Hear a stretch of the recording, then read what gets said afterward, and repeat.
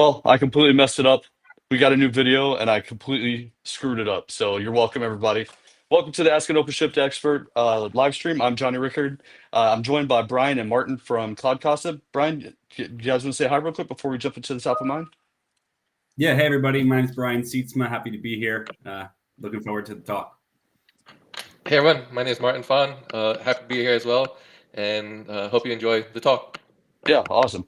Awesome. So as a lot of you guys that are watching know, like we're rebranding to Ask an OpenShift Expert. I just got the intro video redone. I uploaded it, and then I've obviously forgot what I named it, and I've clicked on the wrong one. So that's why it was all messed up. So next time I'll have it all nailed down and it'll be amazing. So yeah, sorry about that. So today's topic, we're going to talk about CloudCasa. Brian, you and I met at Summit, and we were kind of talking and kind of talking about like what you guys do. And well, I was like, man, it'd be awesome if you guys came on the stream and came and talked about it. So I'm glad that we actually were able to make this work. And yeah, it's gonna be hopefully it's gonna be a good topic. I think it's gonna be a good topic. So for the top of mind, I just wanted to go. We only have a couple things, but the first is we're not going to be streaming next week. So the week of the 2nd, July 4th for those in the US. So that holiday week usually is a pretty heavy PTO week. But on the 9th, we're going to have the UX team for OpenShift Virtualization. So if you remember, I don't know, it feels like 100 years ago now. We had Peter come on and he was talking about the OpenShift virtualization user experience within the OpenShift console. So his team is going to come back on and they're going to talk about some of the changes and updates that they've been making in the interface. You've seen Sully going through the demos and stuff like that, and you can see like there's just been a lot of work put into it, and it's pretty amazing. So we're glad to have those guys on. That's going to be a good topic. And then on the 16th, we're going to have Infinidat come on. They're another Red Hat partner. We've been working with them, coordinating with them over the last like month or so to come on, and they're going to do some demos and talk about their product. In the last stream that we did, we were talking about having a landing page for some of the OpenShift virtualization things because there's so many different short links that are out there. There's so much information out there for OpenShift virtualization. It's really hard to kind of like find that one source that has everything, especially if you're a non-Red Hatter. So what I wanted to do is share the link to this. And thank you, Carol and May and Courtney for providing this. To post the link really quick here. So if you jump to this link will it's a great landing page for all things OpenShift virtualization, and it's a great resource for those of you that are not Red Hat internal, that you don't have access to all the Red Hat internal documentation or all the internal sites and stuff like that. So just a good source to have. Also, if you missed the what's new, we did the what's new for OpenShift 4.19 last week. Lots of great things coming out with that. Sully and I will do a recap session on that of all the things that are coming out. So as 4.19 is starting to drop and go GA, we will do a session with all the new features and hopefully have some of the networking team come on because it seems to be a big that seemed to be like a big theme in the what's new. And then finally, I saw a post this morning about multi-cluster management. Like one of the technical marketing managers within Red Hat is trying to get feedback on GitOps, multi-cluster management control, all things multi-cluster management. And Red Hat wants your feedback. So if you're doing this, if you're doing multi-cluster work and you want to have some input into how to make things better, maybe something that you do within ACM, you're like, man, this would be a great feature. Or maybe you're like, this thing totally sucks and I hate it. This is the feedback. This is the place where we want to hear this stuff, right? And I'm gonna paste the link here. And it's a LinkedIn post. So yeah, reach out to them and give your feedback.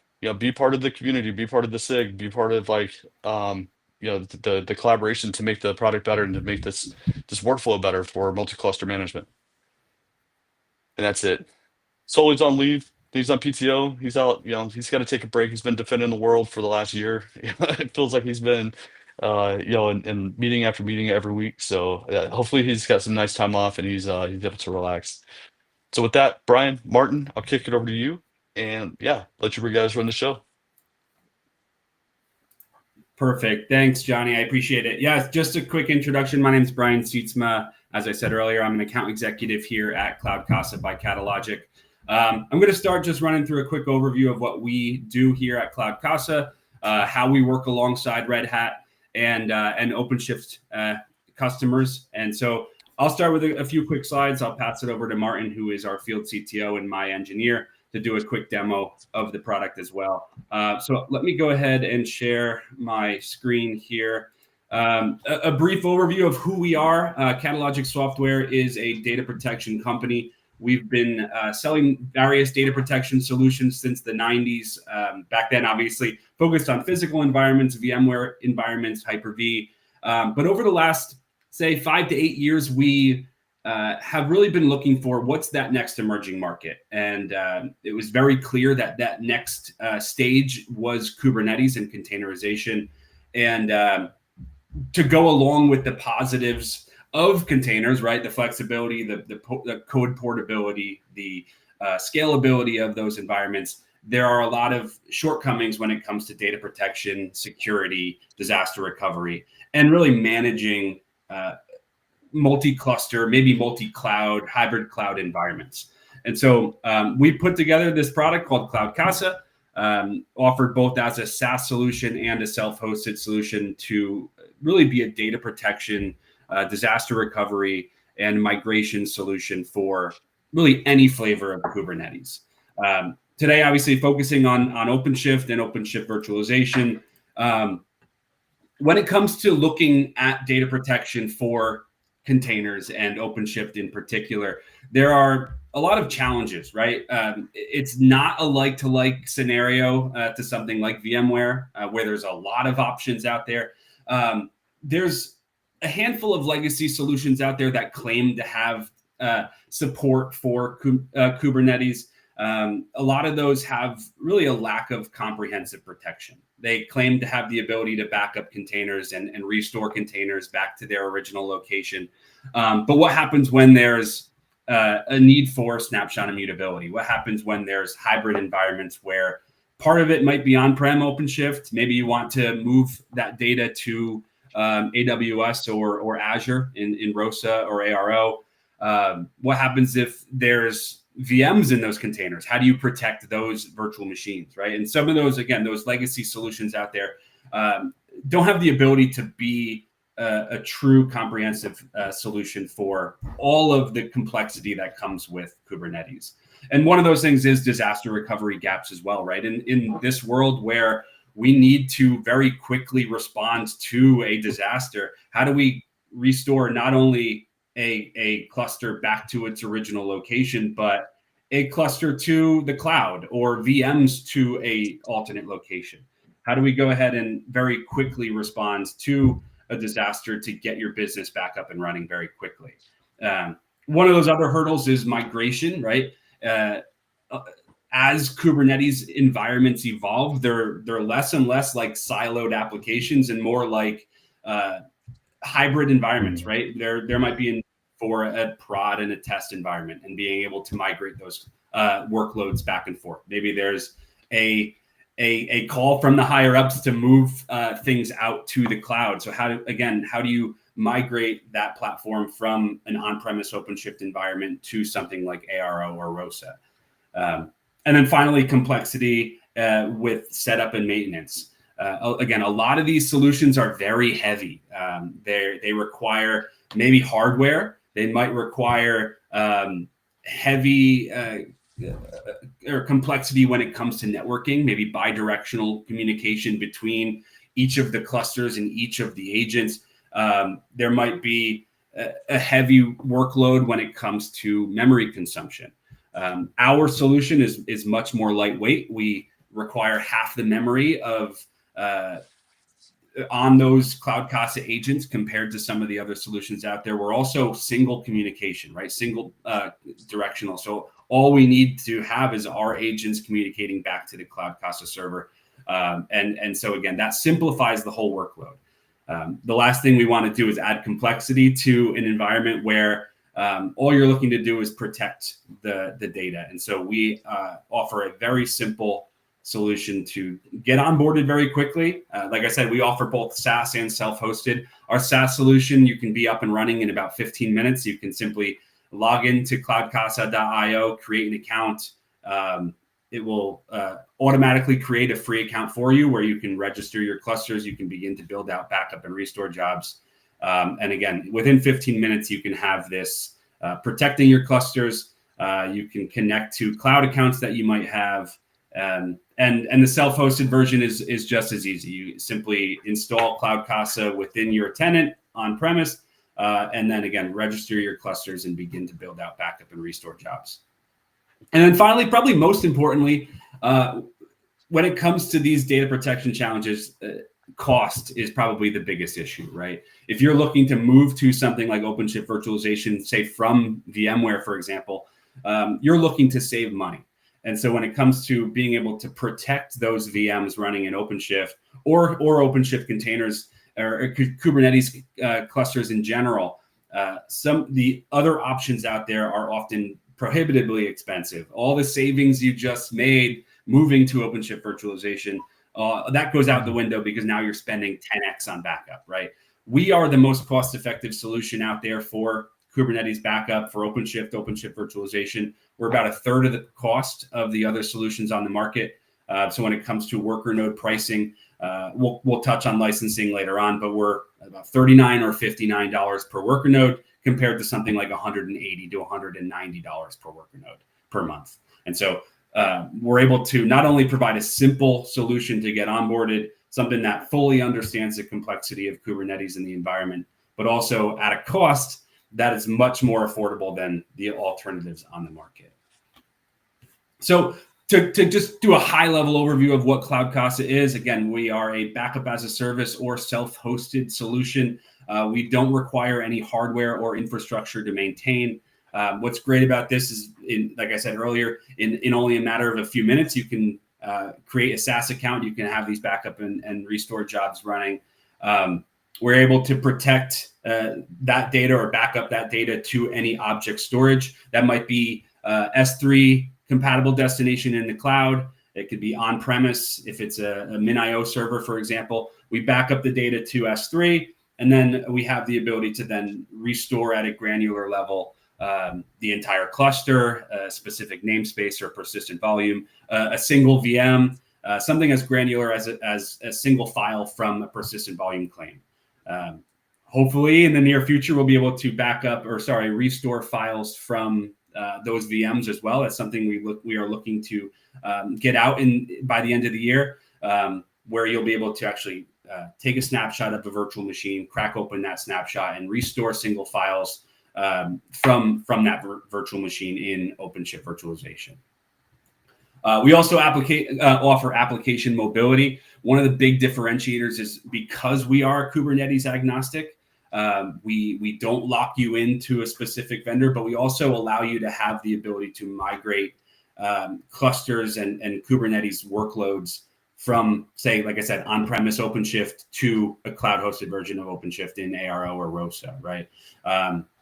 Or if you're looking to move to OpenShift or OpenShift virtualization, if you're looking to move clusters from a different Kubernetes distribution, we have the ability to restore those clusters into OpenShift or those virtual machines from a different containerized virtual machine platform. Like I said, we do offer file level restore from persistent volumes. So if you're looking for granularity when it comes to a restore, we can restore, like I said, a entire cluster, specific namespaces, resources from those persistent volumes, and again, something as small as a single file. And again, the most cost-effective Kubernetes data protection solution out there. Can't stress that enough, but we are simple. We offer simple and competitive licensing. We'll look at the licensing model later on. So Brad, real quick, I know Yeah. you're saying you can do a full cluster restore. Like, are you really talking about more from like the application side, right? Like, you've got like your apps, you rebuild the cluster and redo it, or are you talking about like an etcd restore and all that stuff as well? You can do both, right? Martin, if you want to elaborate on that, you can add some context. Yeah, as well. actually, so we can do what's called full stack restore, where we can create a cluster on the fly, or we can do a cross cluster restore, where if you already have a standby cluster already built up with it, that's a working etcd database, we can restore your application to that standby cluster. The full stack recovery is available for cloud applications mainly. So if you're restoring to AWS, Google, or Microsoft Azure. Okay. Yep, and we'll touch on some of the other migration use cases in a second here as well. But before diving into that, I just wanted to highlight our partnership with Red Hat, right? So how does CloudCasa fit alongside OpenShift? We had some great conversations. Like Jonny said, we met out at Summit this year.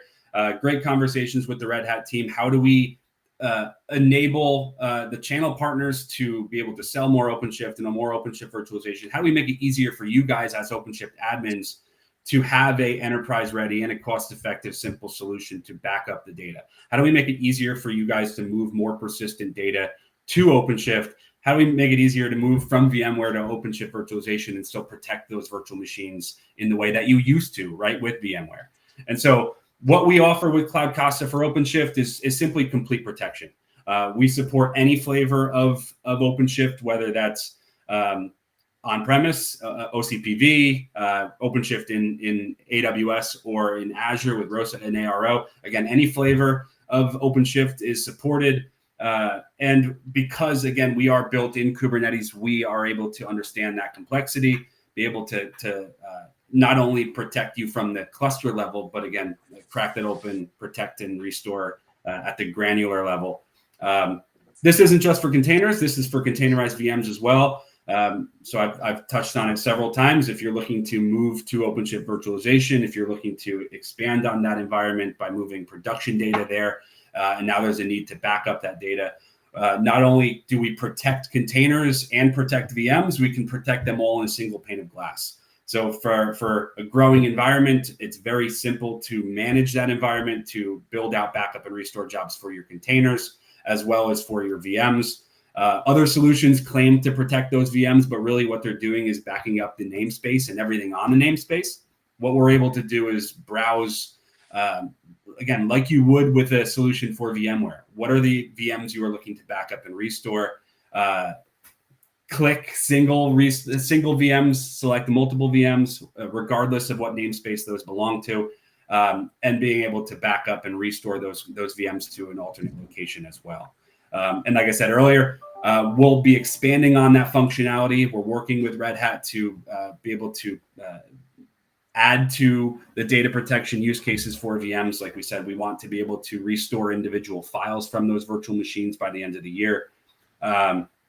And then as Jonny mentioned, being able to go ahead and do migrations, right? These are environments that aren't solo applications anymore. They're growing environments where there might be a need to back up a cluster running on premise and restore it to the cloud, or maybe it's from prod to a sandbox for test dev purposes. What we're able to do, like Martin said, whether it's a cross-cluster restore where we take, again, cluster data running in your source and restore it to a cluster that's already predefined in the destination, or it's full stack recovery where we can restore and actually spin up a brand new cluster for you on the fly in the cloud. So again, if it's ARO or ROSA, we can connect to that cloud account and build a restore job where the cluster, you don't have to have a standby cluster sitting there wasting resources waiting for a restore, right? You can have a cluster created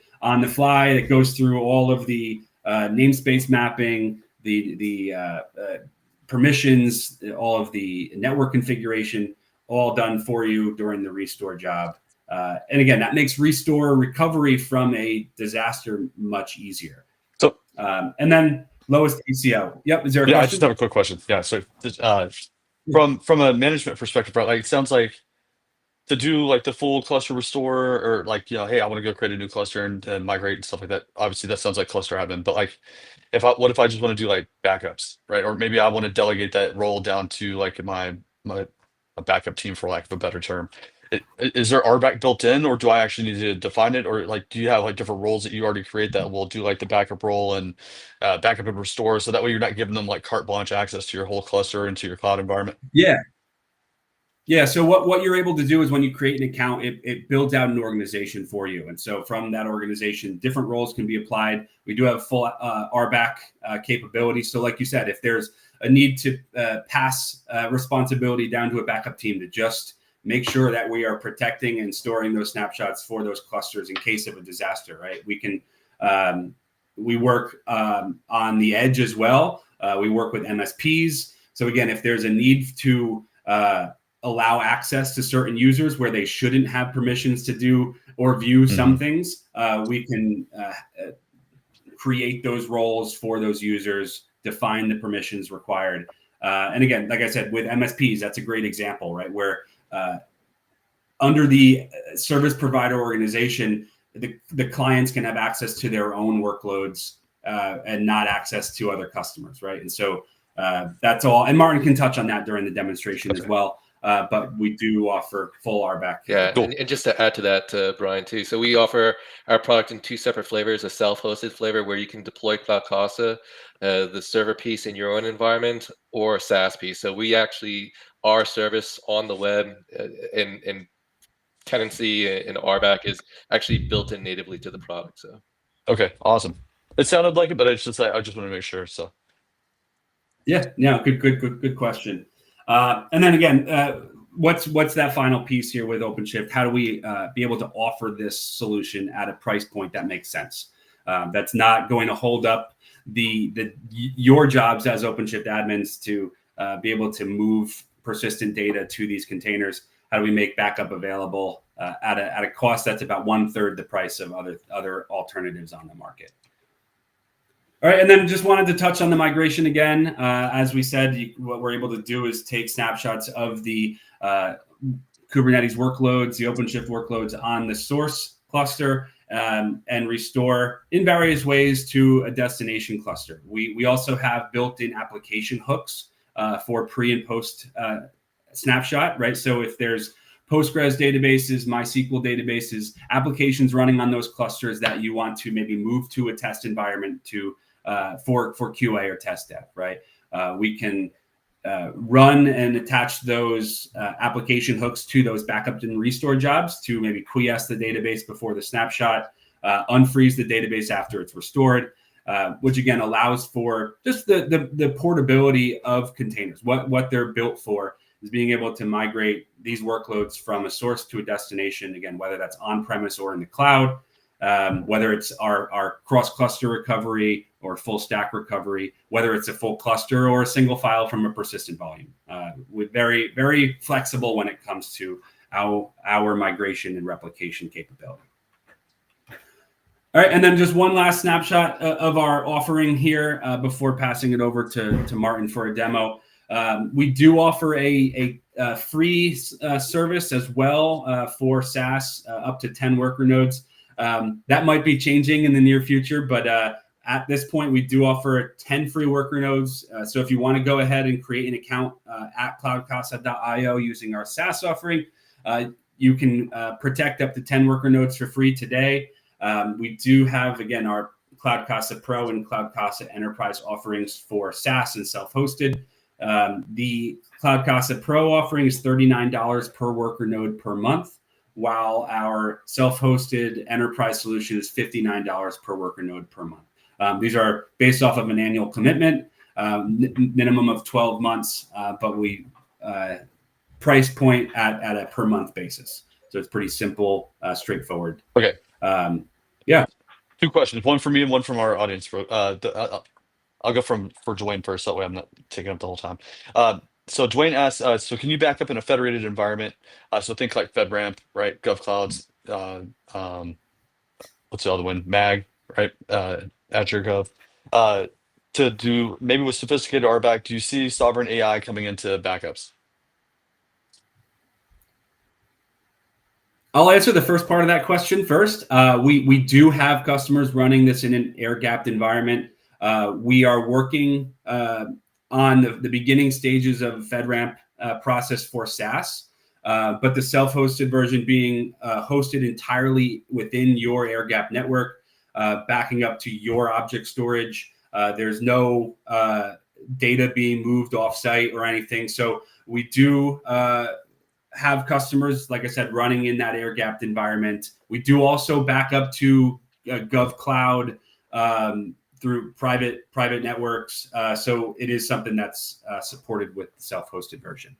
Martin, do you want to answer the sovereign AI come into backup question, if you have anything on that. So I don't actually have anything on that. I think we're all experimenting here with AI for the most part, and we can see that it is very capable of doing many things. I think there's a lot of areas that we're looking into from a disaster recovery migration perspective, where we can have some automation and some intelligence built in for handling those type of workflows, failover, failback type scenarios. But I think that's pretty, I guess, further into the future than what we can promise at this point. But I think everyone's looking at AI at this point, and we're looking at ways in which we can enhance our product capabilities with it.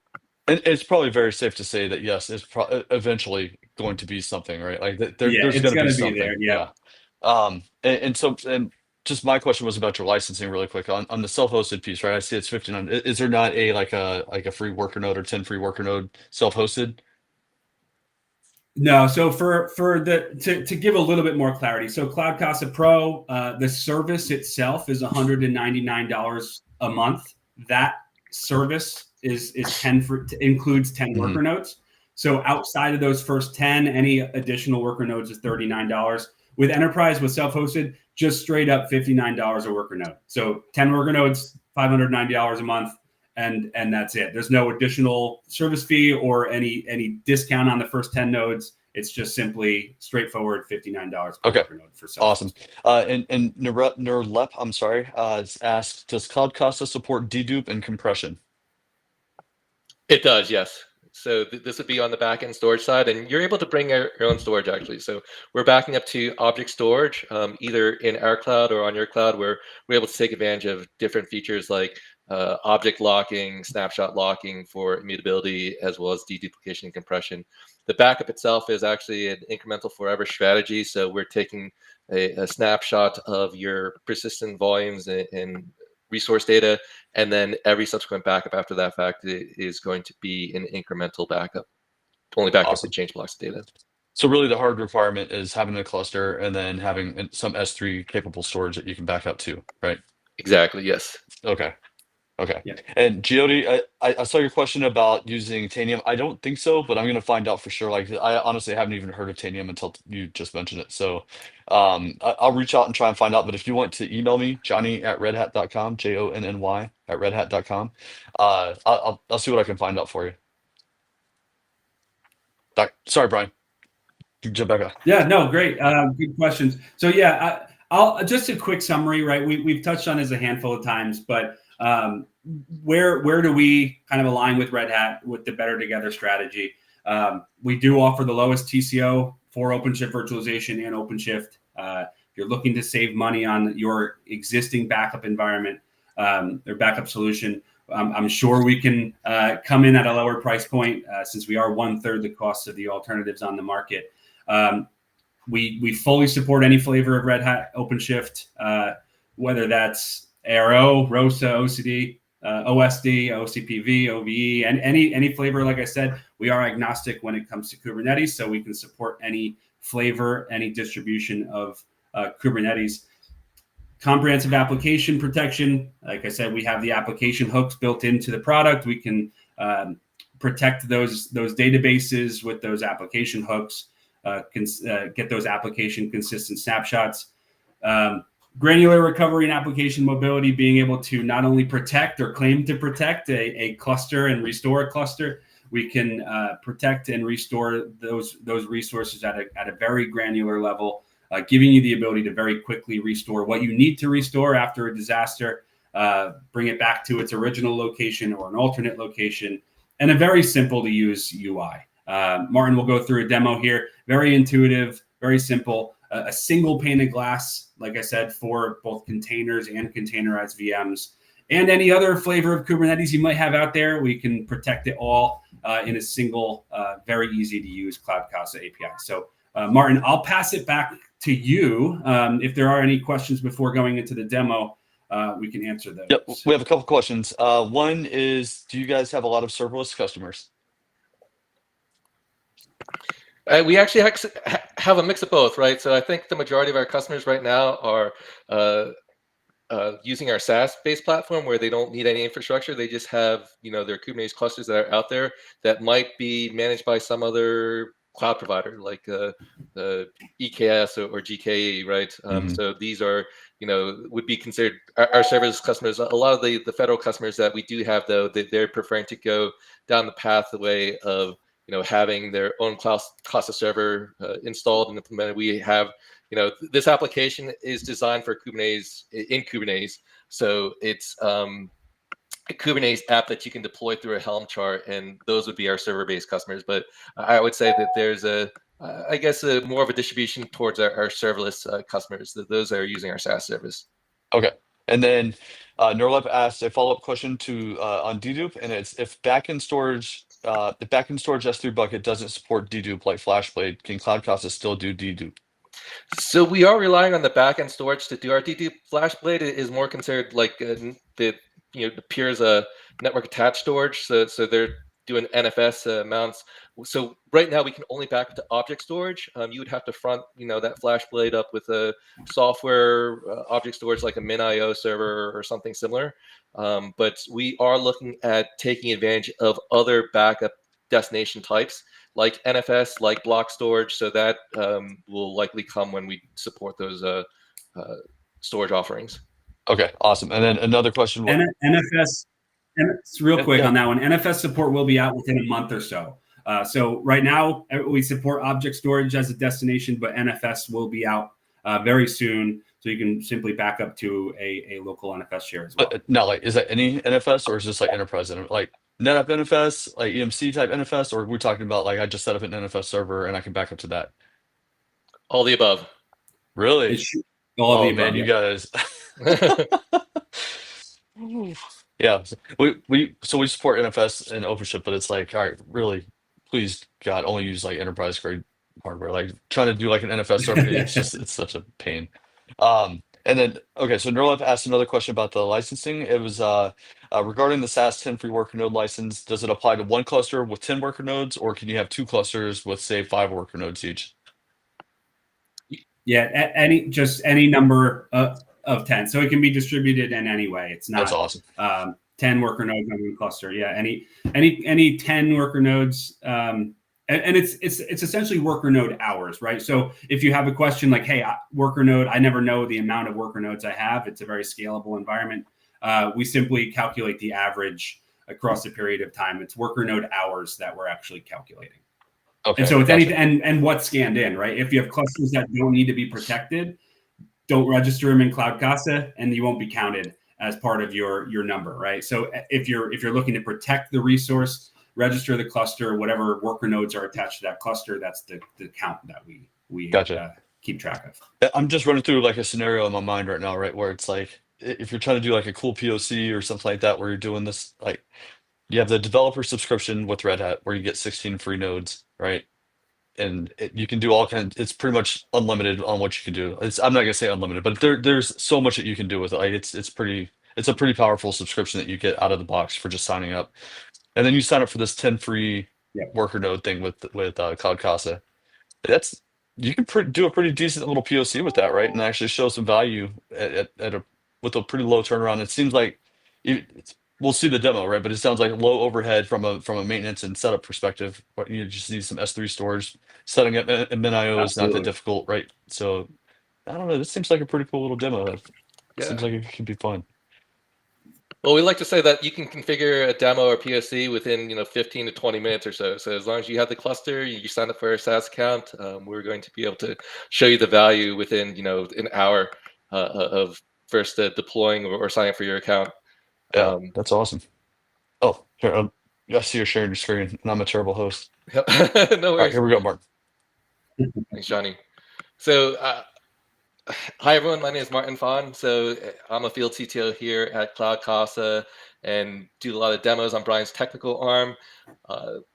Hopefully you've seen some of my other videos on our YouTube channel. So if you haven't, you can check that out as well if you're looking for something more specific, how to do something. But I hopefully have a demo here that will pique your interest from a Red Hat perspective here.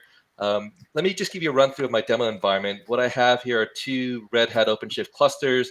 I have, one running locally, and then another one that was just deployed in AWS. So this is a Red Hat OpenShift cluster that is running on AWS. And what I want to do is I want to, back up applications from my local cluster and migrate them over to my AWS OpenShift cluster.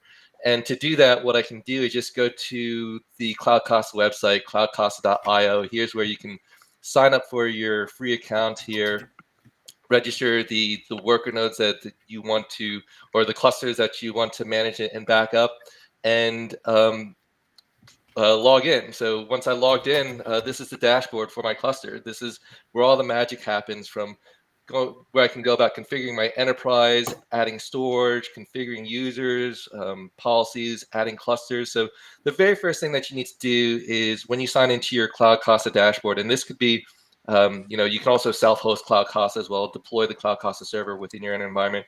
Here I'm running it on my SaaS account, so I'm logged in as my user ID Martin in a demo called CalLogic Demo.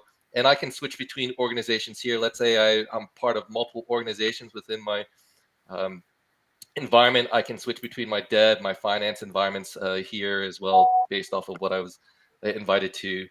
And now I want to add my clusters, right? So I have these two clusters here. If I want to add my clusters, you can see that I have two clusters added. One is the local cluster, one is the Red Hat OpenShift AWS cluster, but I can just, if I want to add a new cluster, I can just click on this AWS or create cluster button. Here we can manage an existing Valero instance as well. If you have Valero or you're running Valero as your backup strategy today, and you've grown beyond, having to manage that single Valero instance, we can act as a multi-cluster manager for Valero. You just need to slide over that button. We deployed separate agent, etc. But if for now, I'll just create a cluster called test, and provide it with some date here. And what will happen is we're going to have multiple ways in which we can install this cluster. So either through a manual method of kubectl, Helm, or other methods in which we can integrate into marketplaces, and you can deploy Oh, those very agents nice. through the marketplace, right? So you can also assign permissions here as well. So if I want to, create some permissions within a cluster, we can do namespace as a service as an example, right? For example, my user Bob, right? I've scanned in this cluster. I want this user to have backup or restore permissions to this default namespace, right? I can add that as a permission entry. So it's very customized, very granular level of controlling who has access to what within this RBAC-based deployment. Can I bother you really quick? Yeah, go ahead. Yeah, shoot. And I said that, and I completely forgot what my question was. Can you go back real quick? There was Yeah, something. Go ahead. Here we go. Oh, Permissions. that's what it was. That's what it was. Are you guys working with the Red Hat team to get into the OpenShift marketplace, or like the Red Hat marketplace, for any of the, so that way you can go through like the OpenShift marketplace. I can't remember the actual name. I'm a terrible salesperson, but if you're, you can go through, and then can you order CloudCasa through like the Red Hat interface, or is it all through, you just pull in CloudCasa and then it's to the CloudCasa markets? So I think you might be referring to Operator Hub. So we're not on Operator Hub at this point. We just offer our deployment through Helm charts and kubectl apply statements. But I think in the future we might want to explore that path as well, because we know how, no offense, lazy OpenShift people can. Yeah. But yeah, just being able to point and click it and go into the store and purchase your application. Yeah, from that. Operator Hub is like that. I get that. That's like the operators and stuff like that. But like there's like an OpenShift marketplace where I think you can go through, like it's basically for SaaS offerings, right? Like with our partners. It's more of a partner question, I guess. I'll take it offline with you. It's Okay, probably more. Gotcha. Yep. So that is our cluster permissions here. So I have my two clusters. I want to back up some objects here. Let's say on my local cluster I have some virtual machines that are running that I want to back up. And when we install our agent, it's just simply a kubectl apply statement that you would run to deploy the agent. And what we have here is on that local cluster I have so if I do a kubectl get, So this is what our agent actually looks like. It's two services running within a pod. I can only see your browser. So if you're okay, 1 second here. Did I not share the entire window? Let me try that share again.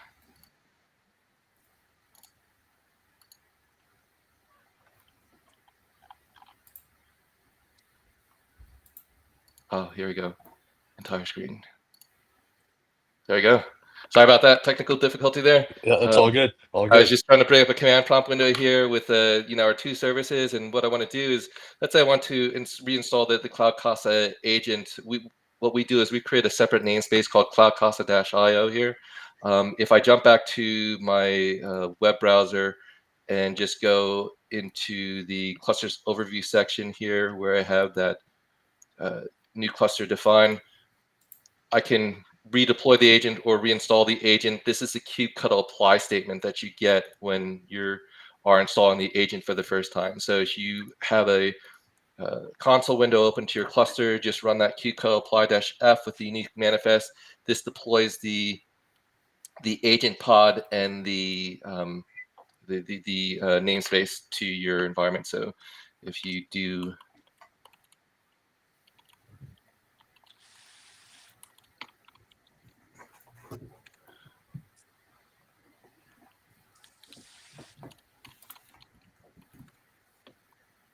so here's the agent pod should be coming online after the reinstallation there.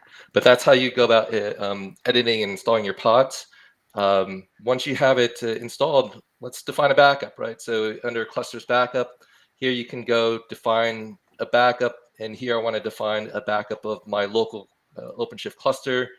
What I want to back up, I want to back up applications based off of their namespace. Let's say I have some application listed here called to do, right? So I can select that application, or I can choose to select the entire or full cluster.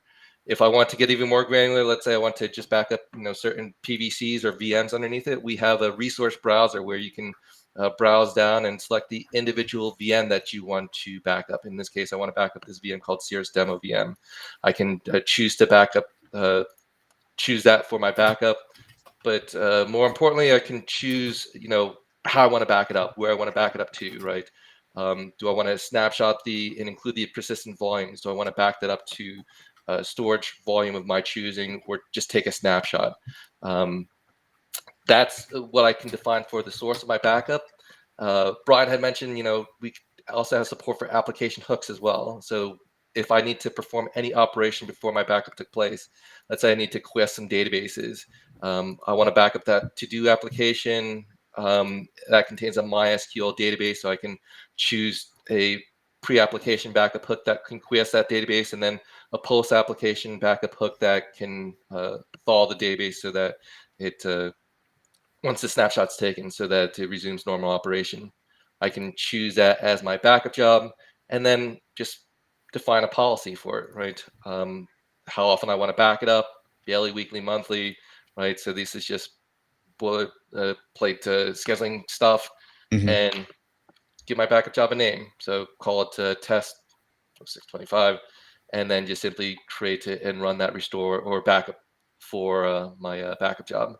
And what I have here is I have some backups that I've already performed just before our call today.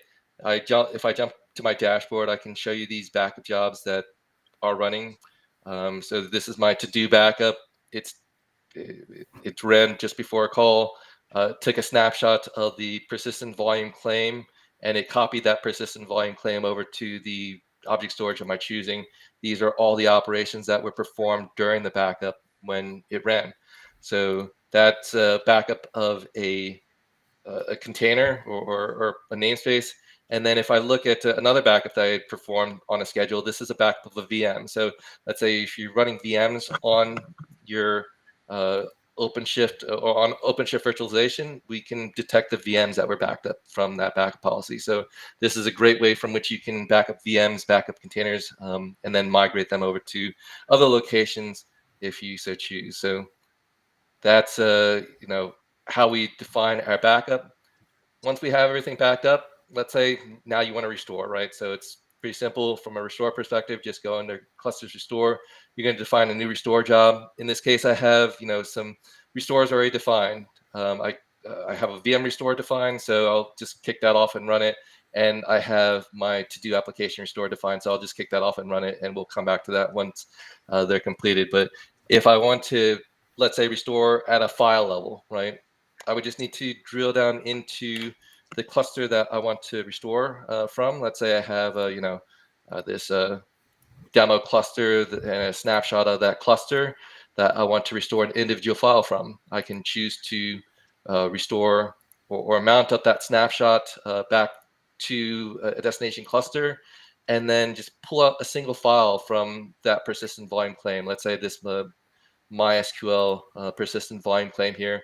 I'll click on browse files here, and it looks like I don't have enough memory to browse that here. Let me just try a different cluster.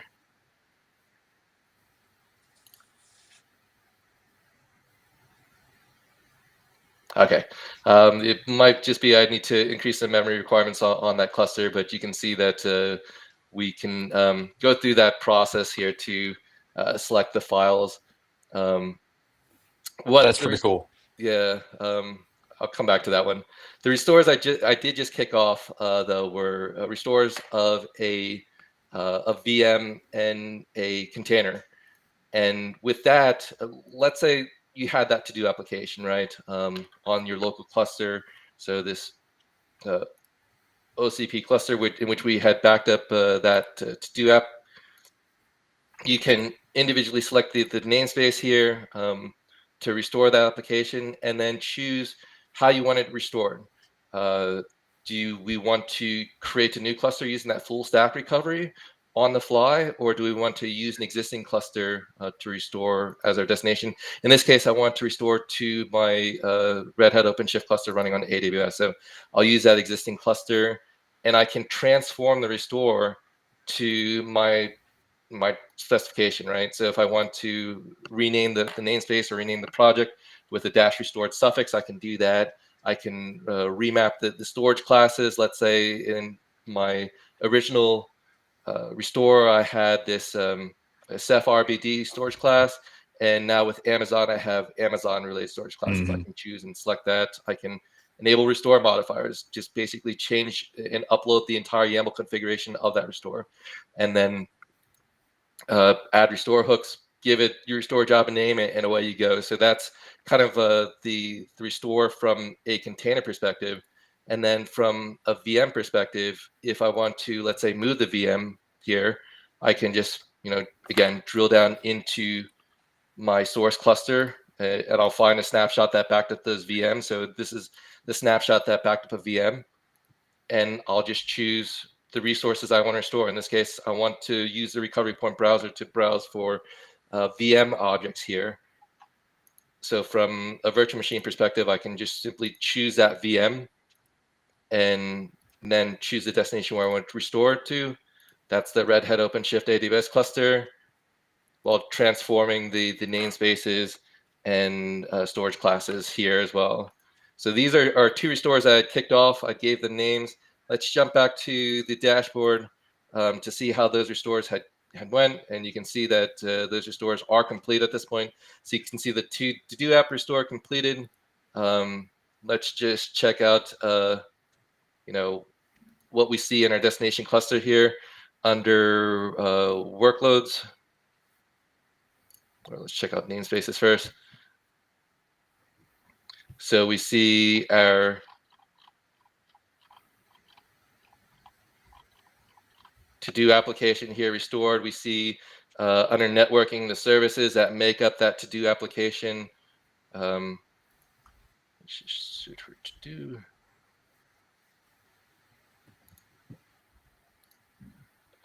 And here's my application now listening off of an Amazon front-end load balancer here. And under networking, let's say I backed up that virtual machine from my local. Now it's running in the cloud. I'm going to go into virtual machines here, and here's my project that's been restored with that Cirrus demos, VM that is now ready and available for me to go in the cloud here. So that's how we can use CloudCasa to not only back up, but also migrate VMs, containers, applications from one Kubernetes application or infrastructure to another. And this can be done from OpenShift on-prem to OpenShift in the cloud or vice versa, and while restoring both those container objects and VM objects. Awesome. So when you're doing the restore or you're even taking a backup, right? And you're saying, hey, I want, or actually it's the restore, and you're saying, hey, I want to create a new cluster, right? Are there any complications with OpenShift? Like, how do you say go to Rosa, or how do you say spin up a new on-prem cluster or something like that? Or is that when it comes to OpenShift, it's like, all right, you need to bring your own cluster and then point it to it? Yeah, so ROSA is a service, right, that's running in the cloud. We're not going to create a ROSA cluster. We'll create an EKS cluster, right? So that's it'll be like an EKS Kubernetes cluster. If you want to actually live in ROSA, then you would just need to deploy, a ROSA cluster and have that act as a standby cluster up front, and that would be more in line with the cross cluster restore. Okay, I was like, how does that even happen? Okay, but that makes sense. So you'd spin up the environment on the OpenShift side and then point to it and then say, hey, go restore to that. Okay, that makes sense. Yep. And then I had another question was about like the are you guys writing a plugin for the console for this for CloudCasa? So like if you look over in your share screen right now, you have like the virtualization drop down and all that. There's that's a console plugin, right? So are you guys planning on doing something like that for CloudCasa so that way maybe I don't need to go, maybe I don't want to open up another CloudCasa or another URL to go to CloudCasa. Maybe I can just do that through this interface right here. Is that something y'all are looking at? So we don't have one currently. We've actually done that in the past, built in extensions to our CloudCasa provider, but we don't have one yet for OpenShift. Okay. And then finally, I see we're doing everything through the GUI here, right? I'm assuming all these dump down to YAML objects, and I can use GitOps and some type of like automation controller to do this instead of maybe I'm not a clicky engineer. Like I get lost in the UI, so I'm definitely very much going to create like a Helm chart, or I'm going to create some application, and I'm gonna script it out, right? It's going to be automated. So I'm assuming that we can dump all this down. Yes, we can. So we actually have a Terraform provider for automating our installation and provisioning of CloudCasa clusters, schedules, storage destinations. So you can pretty much do that all from command line. We also have a pretty robust REST API as well. So the entire framework of CloudCasa is built on top of a REST framework, and you can plug into that as well to capture and perform operations as needed. Nice. Nice. Yeah, that's awesome. And then, so if you're running this on-prem, I guess technically, like, if you're running this on-prem, right, you would just need the one, like, how does it bubble back, right? So I guess if I have like say 10 clusters, right? And I'm not even talking about the SaaS offering at this point. I'm talking about like maybe I have 10 clusters. We talked about dev stage prod, all that stuff, right? I guess I have CloudCasa controller set up in one, and it all bubbles back to that, right? Is that really all the agents would bubble the backups back to the controller? Exactly. Yeah. There's a CloudCasa server piece and there's a CloudCasa agent. So in this case, we're just counting the worker nodes here actually too. So if you look at my OCP cluster and my AWS cluster here, you can see that we're not counting the actual control plane or master nodes. Only those nodes that have work or can be scheduled work on. Those are the nodes that we're counting here in this case. Okay. So then next question is like, what if something goes wrong, right? Like I'm trying to take a backup, something breaks, doesn't do what I expect it to do. Like what's the approach to troubleshoot that? Like how do I debug this? Online help. So we actually have within the help guide, if something does go wrong, there are usually buttons within the screen here, GUI, that you can just click, I had a problem, and that forwards the issue statement along with all the logs that we would need to troubleshoot it. Okay. Yeah, our standard licensing comes with business hour support. So local time, 9 to 5. We do have enterprise support options as well for those that need 24/7, 365. But like Martin said, we right from the GUI, you can reach out for help. We also have built-in ways to protect the CloudCasa server as well. So you're not going to be like backing up the the cluster that you're running this on, but you can protect, say, the CloudCasa database as a built-in kind of disaster plan for the solution itself. Okay, awesome. Awesome. And then Nerlit asks, do you leverage Copia or Canister underneath for backups? So we do for Copia. We use Copia for our data movement, and then Canister, I think, for database. So that we're using our own pre-application hooks, I guess framework. So these are just single command line scripts that we can execute within the container. I don't think it's Canister though. We're running underneath it. And I saw that where you have like the pre and post hooks, right? Like, where do you define those? Like, is that something that like you create a manifest and you deploy it that way, or is it something you go through the UI? Is it Shell? Is it Ansible? Is it anything Terraform? Yeah, it could be. It's usually Shell, but you can add your own application hook. It's just a command that we can inject into the container within the pod. So after you select and we have like several application hook templates that just single one-line shell statements that will freeze a database or thaw a database, and you can use any shell command that your container would understand. Okay, gotcha. Awesome. Dude, I see a ton of value here. Like this is pretty awesome. Like, and again, it goes back to like a lot of us. We're not all big enterprises, right? We don't all have like these huge budgets that we can go out and do all kinds of crazy stuff with, and we don't have. I was gonna say something. I've been on the road too long. I was about to say something crazy. We don't have like the kind of money that we just throw away, right? And so, how do I even do this? How do I leverage something like this and just be able to show the value initially without having to make this huge investment up front, right? And I think like a combination of like your 10 node subscription or your 10 node license, and then like the Red Hat developer subscription, and or even like some free tier EKS or whatever, right? Like you can spin something up, you can show the value, you can do like a quick restore. This is pretty awesome. But what are some of your big roadmap things that you guys are going to do, if you can talk about them? I would say NFS is one. Yeah, so right? So that's one. Yeah. Yeah, NFS is one. Single file restore from VMs is another. That's coming soon. We are beginning to have conversations with different hardware providers as well to leverage their replication capability. So to get more of a continuous replication, being able to reach out to somebody like an HPE or a Pure, where we can leverage their replication for more of a true disaster recovery solution. Right now, like we said, we have the kind of scheduled backup restore replication capability. But that's something we're working on to partner with those storage providers to be able to have a true continuous replication solution using storage replication is something that we're working on as well.